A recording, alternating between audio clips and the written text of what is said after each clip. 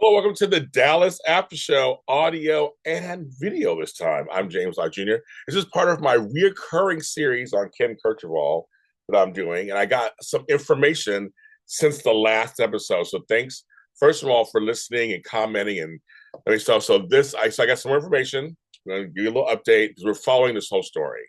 And it coincides with my whole building of a world in Clinton, Indiana, where I am doing work in there and with.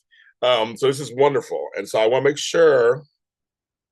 I guess because I'm a kid. So the person who gave me this information is Ron Stateler. He's part of one of my shows here on JLJ Media, and is a Clinton, Indiana resident. I got to meet him while I was there this past trip. But I want to make sure I get this correct. So he apparently watched the show, and he gave me some updated information. So I want to make sure I have it correctly before I say it. I should have had this already ready before I came up. I thought I had it in my hands. I thought I had it at my fingertips. Is that it? No. Oh my goodness. I'm so sorry. I thought I had it at my fingertips. Well, so we sit here with no dead air or anything. So Ron actually took pictures. It was so nice of him. Took pictures of Ken Kercheval's childhood home. Last episode I was told this could be it. Well, he actually went to the childhood home, took some really good pictures, which I'm going to post on my social media platforms on JLJ Media. For you audio listeners who don't watch, you can go there and any of them and see them. At the end of this video, I'm going to post them. So if you want to come here too. Oh my goodness. I thought I took a picture of it. Okay, I'm gonna go on there and find it. And I know this is like it's just so unprofessional. Well, thank you everybody for watching my shows, listening to them, especially the Dallas show has been a really big hit for us. But I want to go to on JLJ Media, my YouTube channel, that's that too. JLJ Media, my Facebook channel. I posted the video on there. So I want to, and there was a comment. It was just the previous notifications. Let me get there. We're going to get there. So we're going to get there, kids. I am so sorry to see. I just want to see his.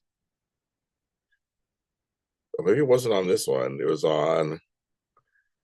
Oh my God. Okay, I think it's on James Lott Jr. But then I have like a million James Lott Jr. notifications. So I don't know. Oh my goodness. So here we go. No, I'm not adding you.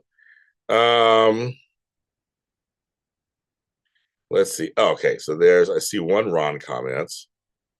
Oh my goodness. This is really okay. So I gotta let's see. So it was Dallas before my posts. Okay, so I can find my post. This is I'm gonna have to do this. Okay, let's see.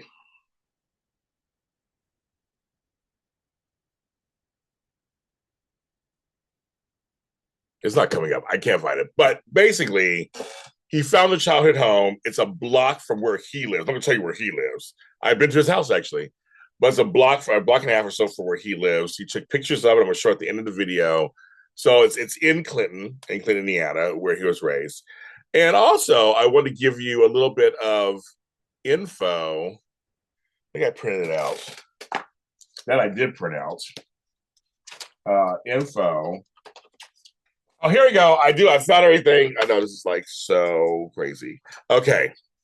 So Ron wrote. This is from Ron Stateler. So I'm like I was organized at one point. I got it. Ken Kercheval's boyhood home was on the northeast corner of 5th and Walnut Streets in Clinton, Indiana. Here's a side and front view of his home. The house is one block east of his house. And he's also been to the grave and saw that how sad there was no tombstone. We're gonna try to figure this out, folks. We're gonna try to figure this out. So I did a little bit more research to add for this series 3. The Trib Star, so Tribune Media in Terre Haute, April 24, 2019, talks about his death. He had a sister named Catherine Christine Kercheval, who died in 1999. His parents were, well, it's funny, they say this, his grandparents were Clarence Kercheval and Nellie McKee. Then it was Ken and Catherine. Catherine was born before Ken. And here is, I want to read you something that they wrote. They wrote this about his dad, who was a doctor in Clinton. It was very well respected. And some people I talked to said they remember the parents. She was a nurse, he was a doctor, very respected. This was about it. So stay tuned with me. It's not going to take too long, but I'm going to read some of this that was written about him.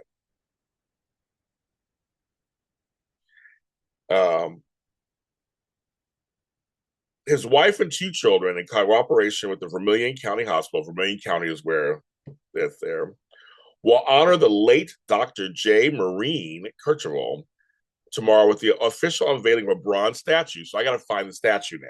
I didn't know there was a statue of his father. So that's part of his story. So I'm going to try to, when I go back to Clinton, I'm going to try to find that statue. And which has been placed in the entryway of the hospital in his honor. Christine Kercheval of 459 South 5th Street, her daughter Catherine, and her son Ken will present the bronze statue during public ceremonies at 2 p.m. Saturday, north entrance to the hospital. So they tell all those stuff there.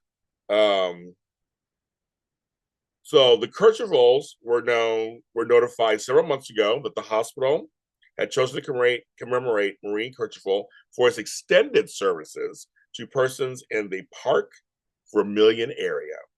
The family decided to commission John Solie, who's an artist, to create a statue depicting Dr. Kercheval. Solie has done celebrity portraits for TV Guide magazine, and he also did the portrait of the Lost Challenger flight crew, which now is in the National State Museum. His sculpture is created to the family's vivid memories of Dr. Kercheval and his strong service to the community, and his continued willingness to make house calls. Remember house calls, folks? Not coincidentally, the sculptured figure being dedicated Saturday is entitled House Calls. Dr. Kercheval, I'm not reading the whole thing. I'm just reading some of the highlights. Dr. Kercheval was an exceptional, unique individual, and hidden behind his gruff appearing exterior was a man full of fun, humor, and genuine compassion and concern for those who were in need. He was everything to everyone, a respected doctor, a loving father, and great husband. He was born in Greensburg, Indiana in 1899. He attended Indiana University for his medical training, and while an intern at Methodist Hospital in Indianapolis, he met Christine, a native of Clinton. She is, who was the surgery supervisor of the hospital. I love that. They were married in 1926. And in 1927, after completing a fellowship in surgery at the Henry Ford Hospital in Detroit, the Kerchevals left the big city for Wolcottville, a small town in northern Indiana. While in Wolcott, the Kerchevals had 2 children, Catherine and Ken. They set up their own private hospital, and they chose to work on their own instead of a big hospital. I love that. So while doing that, Dr. Kercheval made history in Indiana. I love this. When he became the first to hand out immunizations to children for whooping cough. The state provided the vaccine, while the Kerchevals donated hundreds of hours immunizing every school-aged child in the area. Wow, that's amazing. After Wolcottville, moved to Mississippi, Dr. Kercheval worked at a regular hospital, then a VA hospital in Gulfport. Then it came to Clinton. And once in Clinton, Dr. Kercheval, with the assistance of his wife, set up practice and began serving Park and Vermilion County residents. The doctor-nurse teamwork was an arrangement that continued through most of their lives. I love that. Dr. Kercheval was one of the very last area doctors who made house calls, a trait which directly lent itself to the title of the bronze statue. You gotta get it. Many times he would drive to his office with his loyal boxer dog, Jody. That's a great name, cute. Right next to him. Jody would sit quietly under the doctor's desk while he saw patients. Oh, it's so cute. My goodness. Faithful to his owner. And there's something we didn't know about either. Dr. Kercheval was also a master of another trade, music. If he was not playing the violin, saxophone, or piano, okay, he was listening to classical and semi-classical music. It could have been music that kept Dr. Kercheval so youthful, vibrant, and alive. He was a fireball. He loved young people and was always there to learn and truly came with what they said. He also had two other loves. I love this. Packard cars and Pecan cigarettes. I almost say that correct. Everyone always would know when the doctor was around by simply the smell that came with his cigar-like cigarettes.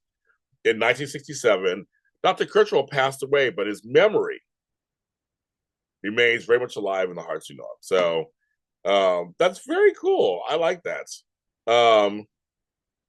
Last thing they say is it was very fortunate for Clinton that Maureen and Christine Kercheval decided to make their home in Clinton. The residents of Park and Vermilion counties were quite fortunate when the Kerchevals chose to live and work in this community. Both Christine and Catherine continued to reside in Clinton, but Ken Kercheval, who lives in Los Angeles, or lived, continuously insists he will always be a Clintonian. Love it. And I am a transplanted Clintonian. I love them. So I am going to make myself hopefully a surrogate Clintonian or something. I don't know what the words are. So that's number 3. So when I learn more stuff, I'm going to continue to share with you. I will be doing other episodes of the show too at the same time. But right now, I've been doing all this research and I'm really into what happened with Ken towards the end and kind of like more about his life and then why he has no headstone. I almost kind of like want to do something about that. You guys have any suggestions? Like maybe I should start something like I don't know how much headstones cost. I mean, I'm just kind of like, he was a great actor on the show. That was my favorite primetime show. I just feel like maybe we should do something. I don't know. So just stay tuned. I'm working on stuff. And if you have suggestions, let me know. We will talk about it. I'm James Lodginius, the Dallas Aftershow, and I'll talk to you next time.